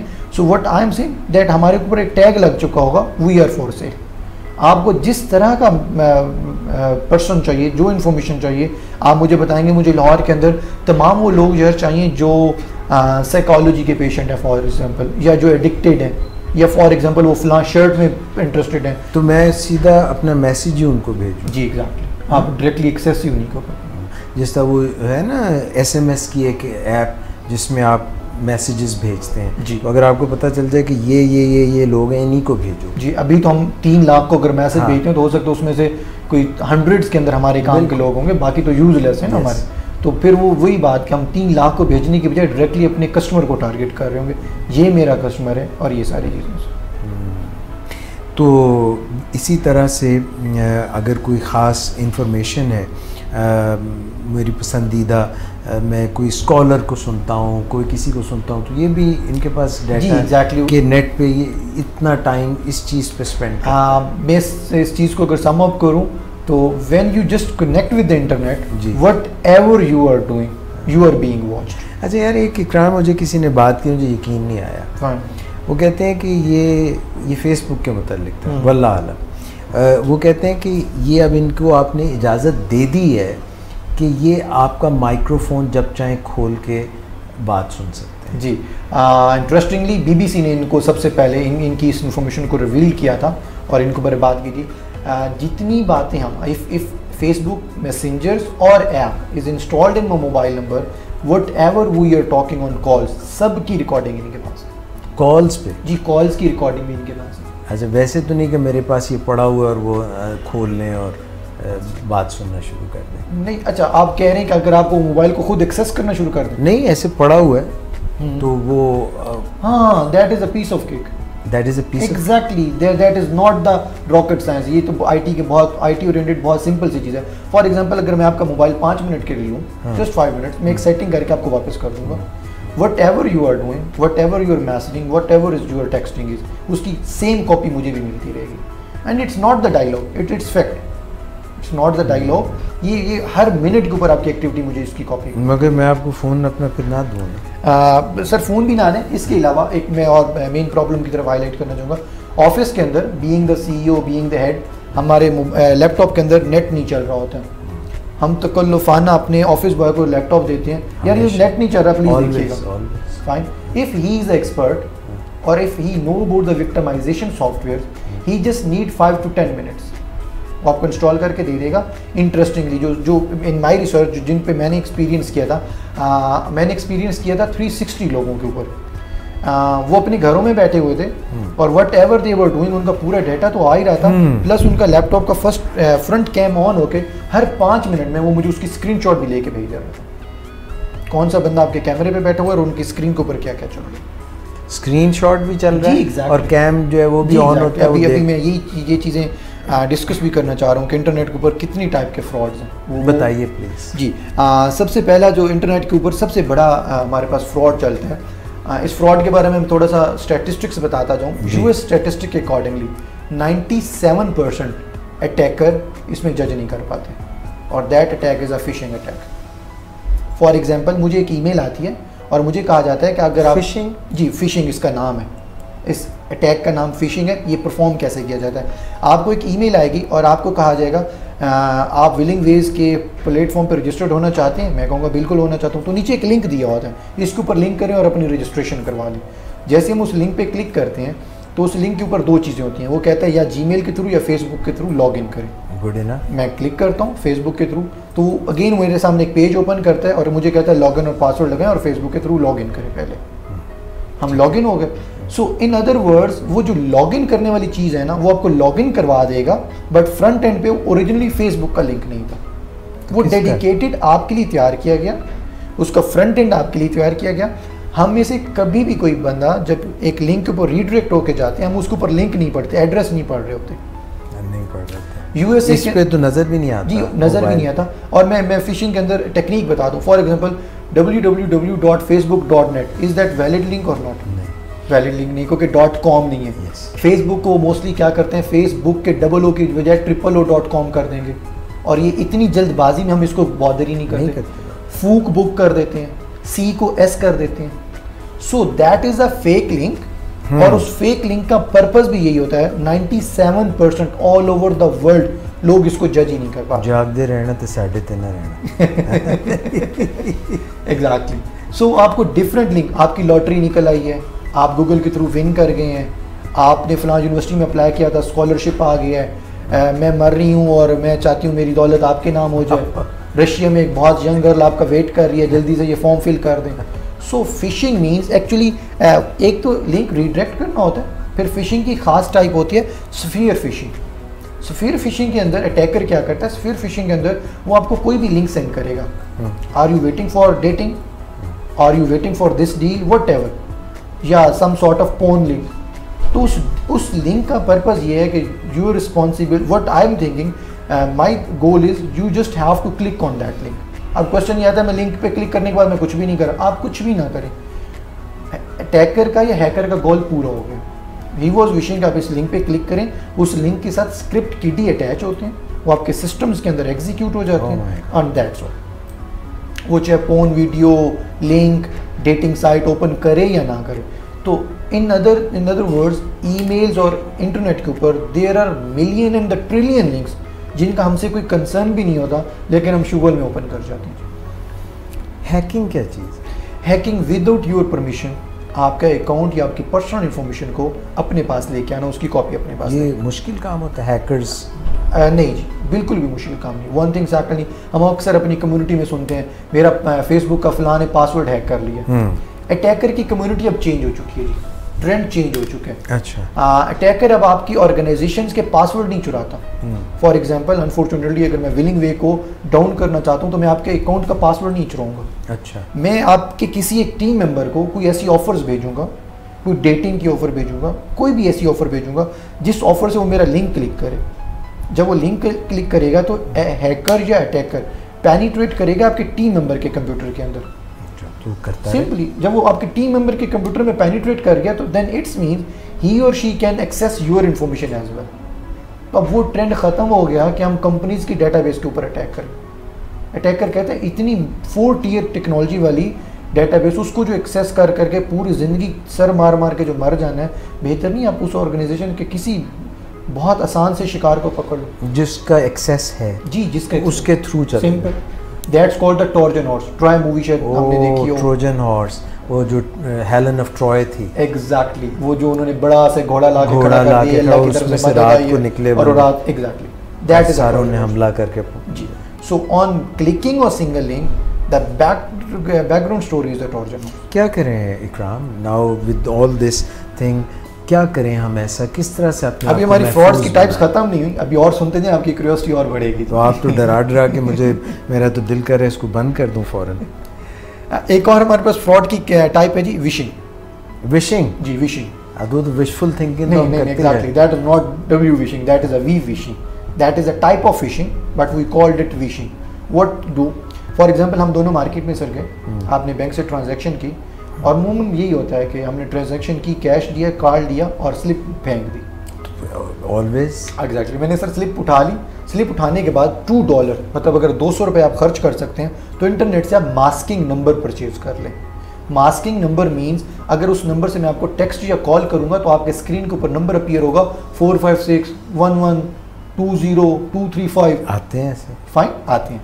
तो मैं आपको पर्सनल नंबर से अगर वो कॉल या SMS करता हूँ तो आपको लग जाएगा पता है someone is local from my country जो मुझे कॉल करे. मैं आपके मास्किंग नंबर से कॉल करूँगा, डॉक्टर साहब आपने इतने बजे फलां ATM मशीन से फलां अकाउंट से इतने रुपए की ट्रांजैक्शन की है. आप कहेंगे हाँ बिल्कुल की है.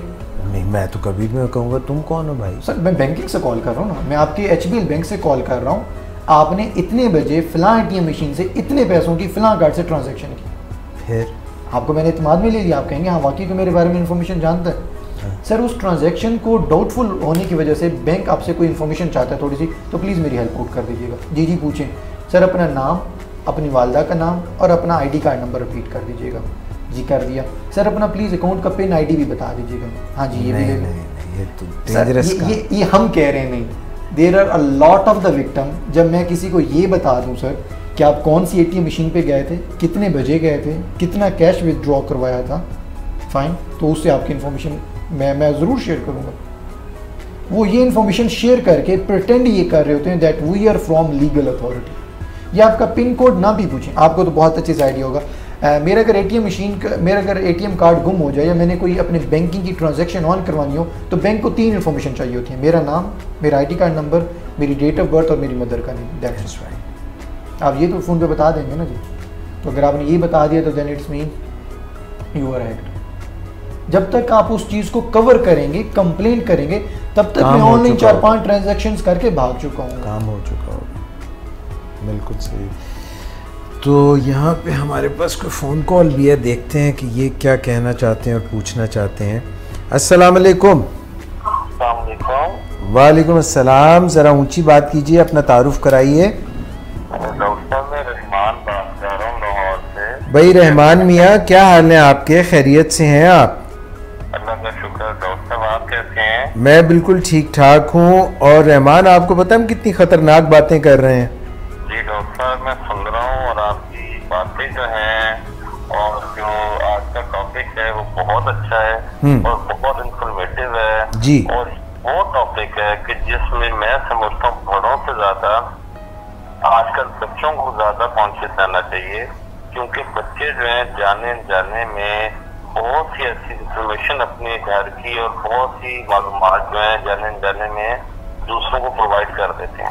देखें रहमान, जो बात आप कह रहे हैं वो अपनी जगह बिल्कुल दुरुस्त है और आप बिल्कुल सही कह रहे हैं और मैं आपसे ज़रा सा भी जो है कॉन्ट्रडिक्ट नहीं करूँगा. मगर यहाँ पे जो इकराम साहब बात कर रहे हैं वो तो ये कह रहे हैं कि बच्चे बड़े जो हैं वो बच्चे बन गए हैं और वो अपनी सारी इंफॉर्मेशन खुद डाइवर्ज कर रहे हैं, वो खुद दे रहे हैं. और बच्चे तो मासूम होते हैं, ये बड़ों को भी ये जैसे बता रहे हैं नरगे में लिया गया है. जी डॉक्टर आवाज़ आ रही है मेरी? जी मुझे तो आपकी तस्वीर भी अब तो नज़र आ रही है. अच्छा मैं इसमें एक और बात ऐड करना चाहूँगा. जो सर बात कर रहे थे वो बिल्कुल ठीक कह रहे हैं. हाँ. लेकिन मैं ये बात करना चाहूँगा बच्चों के वाले से. देखें आजकल जो हालात चल रहे हैं ना जी, बच्चों को ब्रेन वॉश करने के और गलत रास्ते पे लेके जाने के, जो आजकल एक बहुत ज्यादा एक जो हमारी जमात एक्टिव है टेररिज्म की, दाइश जी, वो फेसबुक और ऐसी सोशल मीडिया का बहुत ज्यादा यूज कर रही है जो बच्चों को ज्यादा टारगेट कर रही है. सॉफ्ट टारगेट है वो. यार अपना रहमान देखिए, ये बात जो आप कह रहे हैं कि रिक्रूटमेंट यानी जो मासूम जहन होते हैं उनको रिक्रूट करना और उनको अपने मकासद के लिए इस्तेमाल करना, आप वो बात की तरफ निशानदेही कर रहे हैं जिसमें वालिदैन को भी अपने बच्चों को बताना चाहिए कि किन लोगों के साथ जो इंटरेक्ट करें, किन के साथ इंटरेक्ट ना करें. और अभी वो पिछले दिनों में आपको पता है ना वो ब्लू वेल नाम की एक बात चल रही थी. ब्लू वेल भी और लूडो गेम भी काफ़ी. हाँ, तो ये इस तरह की काफ़ी देखिए मैं आपको भी और इकराम साहब जो ये हमें बता रहे हैं और इन्फॉर्मेशन दे रहे हैं और बहुत ज़्यादा एक नई चीज़ की तरफ हमारी जो है तवज्जो दिलवा रहे हैं। देखें, जब भी हम कोई काम नया शुरू करते हैं तो उसमें कुछ हिडन चीज़ें भी होती हैं और उनकी तरफ हमें ख्याल करना होता है, और जो टेक्नोलॉजी का मस्बत पहलू होता है उसको इस्तेमाल करते हुए वहाँ पे मनफी भी इस्तेमाल करने वाले हैं। मेरा ख्याल है इकराम भी यही कहेंगे और आप भी रहमान शायद यही कहें कि हमें चीज़ों को अबेंडन नहीं करना होता, हमें उनको छोड़ना नहीं होता, मगर मुश्तरी होशियार बाश हमें ये जान लेना चाहिए और समझ लेना चाहिए कि क्या हमारी लिमिटेशंस होनी चाहिए और किस तरह से हम अपने इंटरेस्ट्स को सेफ गार्ड कर सकते हैं। एग्जैक्टली, ये आप बिल्कुल ठीक कह रहे हैं कि ये चीज़ें ख़त्म हो भी नहीं सकती क्योंकि इम्प्लीमेंट हो चुकी हैं जी।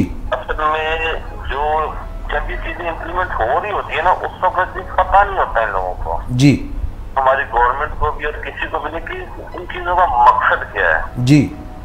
और जैसे ब्लू व्हेल है और बेशुमार इसमें मिसालें मैं दे सकता हूँ जी जी जी। जब वो इम्प्लीमेंट हो रही होती है ना, उस वक्त उनको भी नहीं पता होता जी, लेकिन जब हो जाती है और उसके साइड इफेक्ट नजर आना शुरू हो जाते हैं तब आंखें खुलती हैं। राइट, मगर वो कहते हैं ना कि सब कुछ लुटा के होश में आए तो क्या हुआ।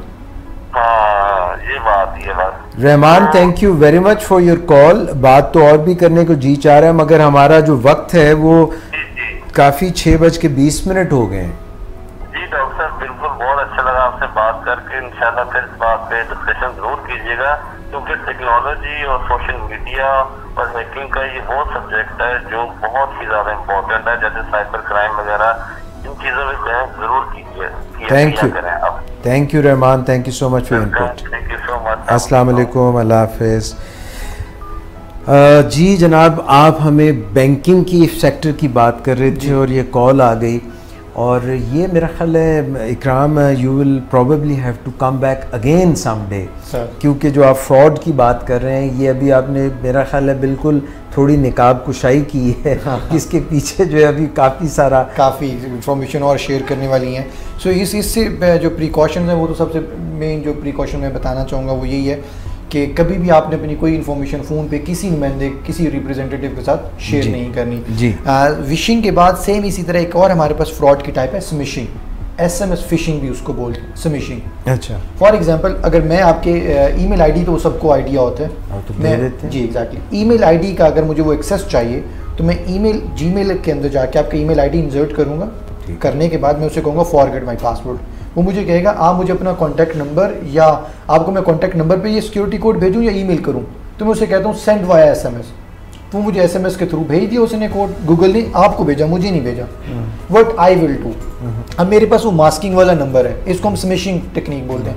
मैं अपने मास्किंग वाले नंबर से आपको भेजूंगा, I am Google representative, some suspicious activity has been conduct on your account, तो मुझे पता चल जाए। ठीक है, इसलिए मैंने आपके अकाउंट के ऊपर 4 डिजिट का एक नंबर भेजा है, वो मुझे इसी मैसेज में रिप्लाई कर दें। आप कहेंगे हाँ वाकई मुझे 4 डिजिट का मैसेज भी आया है और ये नंबर भी कोई गोल्डन सा या किसी कंपनी का नंबर लगता है।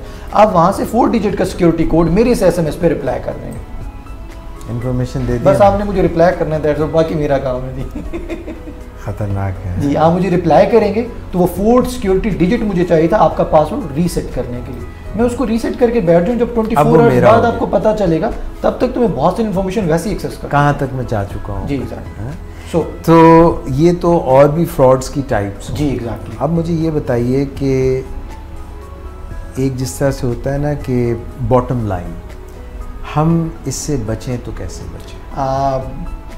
सारी स्टोरी साइबर क्राइम से कैसे जी, सब चीज़ों को करेक्ट अगर मैं आपको बताऊं तो one thing, never create, I am not saying कि आप इंटरनेट यूज़ करना बंद करें, एप्लीकेशन, ऐसा नहीं है, फाइन। कोई भी इंटरनेट के ऊपर अकाउंट आप अपनी ओरिजिनल इन्फॉर्मेशन के साथ कभी ना बने, original date of birth with original name, never ever जी। Exactly, never ever. If you want to perjury हो जाएगी, ये गलत इन्फॉर्मेशन देना तो बजाते खुद कोई मेरा ख्याल ठीक तरीका नहीं है, मगर ये शायद कोर्ट के एम्बिट में नहीं आता, ये ऐसी है जी, उसमें नहीं आता कि if you have your fake identity accounts और वट एवर, वो उससे आप फ्री हैं। बट अगर आप ऐसा नहीं करते तो इट मीन्स अल्टीमेटली लोहा जैसे लोहे को काटता है, इस तरह गलत इन्फॉर्मेशन देख के आप बच सकते हैं। तो नहीं, इसके अलावा सर फिर एक और सोल्यूशन है, और वो सोल्यूशन ये है, कभी भी इंटरनेट को आप अपने पर्सनल मोबाइल तक एक्सेस ना दें। If you want to use a Facebook then limited it on your laptop, that's all. आप हम बिला धड़क मोबाइल्स पे भी यूज़ कर रहे होते हैं, गैजेट्स पे। हम तो स्मार्टफोन खरीदते हैं, एंड्रॉयड फ़ोन खरीदते हैं, आईफोन खरीदते हैं इसीलिए, और उस पर फिर मतलब अब तो लैपटॉप को हाथ लगाने को जी नहीं चाहता कि भाई सब कुछ जो यहाँ पे, तो आप कह रहे हैं कि ये अपने हाथ से काट के उनको कि ये लो जी। हाँ, ये हमें अकाउंट नहीं होनी चाहिए। अगेन सर वही बहुत ही डिप्लोमेटिक बात है कि जितनी भी हमारी लॉ इन्फोर्समेंट एजेंसीज हैं, उनके जितने हेड्स होंगे, उनके पर्सनल अकाउंट मोबाइल के अंदर कभी भी आपको फेसबुक या इंटरनेट की एक्सेस नहीं मिलेगी, वन थिंग। सेकेंडली, आर्मी जब भी अपने कोर कमांडर की मीटिंग्स बुलाती है तो तमाम गैजेट्स बाहर रखवाती है, including the mobile phone. So what it means, it's means they know very well that someone is accessing. वही आप वाली बात, आपका मोबाइल का माइक को एक्सेस कर रहा है कि नहीं। Obviously companies are accessing your mic as well. मेरा मोबाइल अभी इस वक्त अगर पड़ा है तो वो मेरा माइक किसी वक्त भी एक्सेस करके सुन सकते हैं what I am talking, what I am speaking. अच्छी बात यह है कि हम जो है कोई पुट्ठे काम ना करें, हम उल्टे काम ना करें, हम अपनी फेयर सी अच्छी सी ज़िंदगी गुजारें, फिर तो कुछ नहीं होगा। शायद कुछ ना भी हो। अभी ये कॉलर के मुताबिक ये बेवकूफ़ों की जन्नत में रहने वाली बात नहीं सर, आप ये करके भी नहीं बच सकते। उसका रीज़न है सर, अभी जिस तरह कॉलर ने बात की, रिसेंटली हमारे पाकिस्तान का वाक़या, डीजी खान की एक बच्ची थी and she was MBBS student, उसको जब दाश ने यूज़ किया, उसको रिक्रूट कर लिया, फाइन। सो उन्होंने उसको कैसे ट्रैक किया था? Facebook, social media and the YouTube. उसने कोई ना पता नहीं ट्वीट की थी या कुछ ऐसे बात लिखी थी जिससे उनको पता चल गया कि इसका चेन टू चेन, एग्जैक्टली ये इसका माइंड क्या सोच रहा है। सो इट्स मीन वो गलत कुछ ना भी ट्रैवर्स करे, फिर भी वो ट्रैप हो गई। उनको पता चल गया कि यहाँ पे ऐसी ये बीज है जिसको अगर आप सही तरह से चलाएंगे तो हम इसको अपने मकसद। Last time I was in a conference in Germany, तो वहाँ पे हमारे एक स्कॉलर आए हुए थे। एट लास्ट मैं उनका एक वाक्य सिर्फ शेयर करना चाहूँगा। ही सेड कि जर्मनी में एक बहुत बड़ा ग्रुप पकड़ा गया सर, चोरी डकैती वाला। अच्छा। तो ड्यूरिंग द इन्वेस्टिगेशन उनसे पूछा गया, आप इतनी सक्सेसफुल चोरी या डकैती करते कैसे थे? उसने कहा जी हम फेसबुक के ऊपर बहुत एक्टिव थे, फैमिली मेम्बर्स हर कोई बताता है। वो जो बच्चों वाली बात जी, एग्जैक्टली। फादर की तरफ या बाप की तरफ से स्टेटस आता था I am in office, mother की तरफ से आता था I am going for shopping, बेटे की तरफ से आता था I am going for basketball. हमें पता चल जाता था बच्ची घर में अकेली है या घर में कोई नहीं है। हमें तो लोग खुद बताते थे हम घर पे हैं या नहीं है, हमें तो इनवाइट किया जाता था। Private information. अब देखने के लिए तो ये इन्फॉर्मेशन कोई इतनी बड़ी इन्फॉर्मेशन नहीं है शायद, मगर यूटिलाइज करने वाले। Exact. Thank you so much इकराम, आपने टिप ऑफ द आइसबर्ग जो है ना हमें बताया, यानी आपने बताया कि अभी ये जो पहाड़ का तोदा है, बर्फ़ का तोदा, इसकी ये कुछ चीज़ें आपने बताई, इसके नीचे और कितनी चीज़ें हैं, क्या क्या छुपा हुआ है। मगर ये आई ओपनर ज़रूर था, ये हमारी आंखें खोलने के लिए, हमें सोच समझ कर ये अच्छी चीज़ को कैसे इस्तेमाल करना है कि हम कहीं इसी के हाथों ना डसे जाएँ। Exactly sir. सो इसलिए if someone need my session, if someone need, मेरा ख्याल है फ़ोन नंबर जो है इकराम साहब का, Ikramullah, ladies and gentleman, Ikramullah Khan, जैसे मैंने शुरू में भी बताया था, he is CEO and co-founder of Infogro, IT oriented corporate sector solutions देती है। He is with the government of Punjab in the IT department on a senior post. और अगर आप इन तमाम साइबर क्राइम से बचना चाहते हैं, आप ये इंफॉर्मेशन हासिल करना चाहते हैं, तो हमने जो फ़ोन नंबर अभी बताया है हमारी स्क्रीन्स पे आ रहा है, आप बताना चाहेंगे एक दफ़ा नंबर? जी, वो मैं मेंशन कर है कार्ड, यहाँ पे कार्ड पे मेंशन है, मैं वो नंबर आपसे शेयर कर लेता हूँ। ये जी सबसे जो टॉप वाला है जी, दिस इज़ 033 55 Tetra 197 जी। ये नंबर पे आप इकरामुल्ला ख़ान साहब से रब्ता कर सकते हैं। और यूँ समझ लीजिए कि क्राइम की दुनिया, जुर्म की दुनिया जो वर्चुअल वर्ल्ड में है, साइबर पे जो फैली हुई है, जो नज़र नहीं आती मगर हम रोज़ाना यूज़ करते हैं अपने लैपटॉप्स में, मोबाइल्स में, तो इससे कैसे बचा जाए और अपने आप को कैसे सेव किया जा सके। Thank you so much. Thank you so very much. Thank you so much for your we would like to have you here in our studios again. Thank you so very much. तो नाज़रीन, आज के programme से इसी note पर हमें इजाज़त दीजिएगा। इंशाल्लाह वॉक योर टॉक में आपके लिए आपके मनपसंद बातें और आपको अवेयरनेस देने के लिए हम इंटरव्यूज़ भी करते रहेंगे, आपकी मुलाकात भी कराते रहेंगे और भी बातें होती रहेंगी। अपना बहुत ख्याल रखिएगा। Have a pleasant weekend. Till next time, this doctor Ejaz Qureshi saying to you, अल्लाह हाफिज़।